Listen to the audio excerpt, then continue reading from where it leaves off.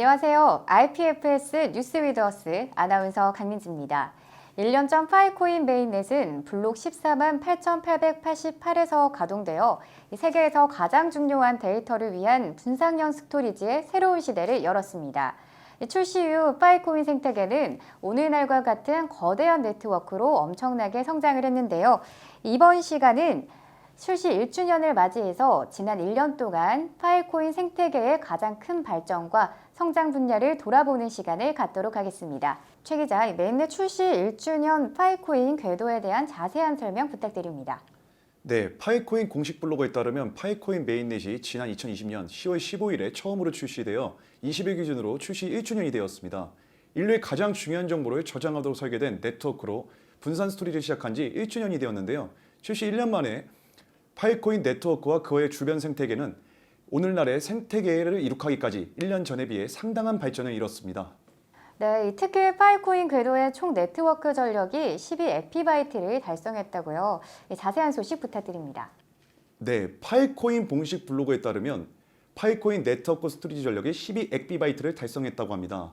파이코인 생태계는 2040년까지 100만 엑비바이트 스토리지 양을 목표로 하고 있으며 출시 약 1년이 지난 현재 12엑비바이트로서 목표량의 0.0012%만을 확보한 상태입니다. 아직은 시작에 불과한 셈인데요. 작년 2020년 파이코인의 전 세계 스토리지 양은 5만 엑비바이트였으며 매년 30% 스토리지 성장을 예측하고 있습니다. 스토리지 시장 크기는 전 세계 데이터 양의 생성량과 비례하여 기하급수적으로 커지고 있습니다. 네, 이 파이코인의 데이터를 저장하는 그런 비용은 어떻게 되나요? 네, 파이코인의 데이터를 저장하는 비용은 현재 사용 가능한 용량을 고려할 때 거의 무료라고 보시면 되겠습니다. 네, 작년 파이코인이 실현하려고 했던 저장 공간 비용 무료를 거의 실현한 셈인 것 같습니다. 앞으로도 파이코인 사용 범위는 더욱 넓어질 것으로 전망됩니다. 또 10,000명 이상의 개발자가 해커톤에도 참여를 한다면서요? 네, 지난 7월에 열린 IPFS 행사에서는 파이코인과 IPFS 해커톤 프로그램이 전 세계 10,000명 이상의 개발자와 기업가를 연결시켰습니다. 현재 파이코인 팀은 매달 수일에서 수주 동안 5건의 해커톤을 운영하고 있으며 에코시스템 전반에 걸쳐 공동 작업자와 파트너 관계를 맺고 있습니다. 과거 행사의 참가자들은 해커톤을 출품하여 차세대 웹 3.0 벤처를 획득하는 데 성공하면서 수백만 달러의 기금을 모았습니다. 네, 해커톤 프로그램이 전 세계 10,000명 이상의 개발자와 기업가를 연결시켰다니 상당히 놀라운 부분인 것 같습니다. 또 그리고 이더리움, 니어, 헤데라, 플로어와의 웹3를 통한 협업도 눈길을 끄는데요. 네, 파이코인이 웹3를 통해 활발한 협업을 펼쳤었는데요. 파이코인 재단은 창립 이래 파이코인 및 웹3 생태계 구축에 관련된 모든 사람에게 리소스, 커뮤니티 지원 및 지침을 제공하기 위해 노력했습니다.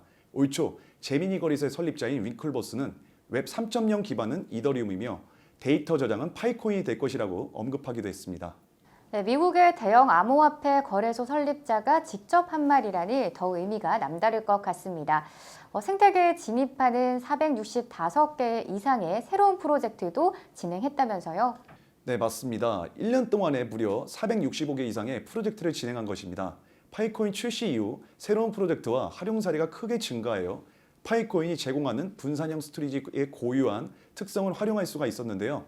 해커톤, 교육, 지원을 통해 새로운 개발자들이 파이코인 생태계에 진입을 하였고 보조금과 엑셀러레이터의 프로그램을 통해 프로젝트와 사업을 창출했습니다. 네, 말씀 잘 들었습니다. 이 마이너라는 용어가 스토리지 제공업체라는 용어로 바뀐 것도 눈길을 끌거든요. 네, 맞습니다. 지난 8월 파이코인 재단은 파이코인 커뮤니티 개선 제안 1파를 승인했다고 발표했습니다. FIP0018은 마이너라는 용어를 스토리지 제공자로 변경하자는 제안이었고 네트워크 참여자 대다수가 긍정적인 반응을 보여 의견 수렴과 피드백을 받아 결정하게 됐다고 합니다. 네, 그럼 이 파이코인이 마이너에서 스토리지 제공업체로 용어를 변경한 이유는 뭔가요? 네, 우선 FIP0018은 스테판이라는 참여자가 제안한 것으로 스토리지 공급자가 마이너라는 용어보다 파이코인 네트워크에서 수행하는 역할을 더 잘 나타낸다면서 최종 사용자인 고객과 더 잘 연결되며 네트워크에 기여도가 없는 다른 블록체인과 차별화 및 채굴이라는 용어의 부정적 요소를 제거하기 위함이라고 밝혔습니다. 네, 용어 자체가 바뀌었다는 점이 내심 궁금했었는데 그런 이유가 있었군요.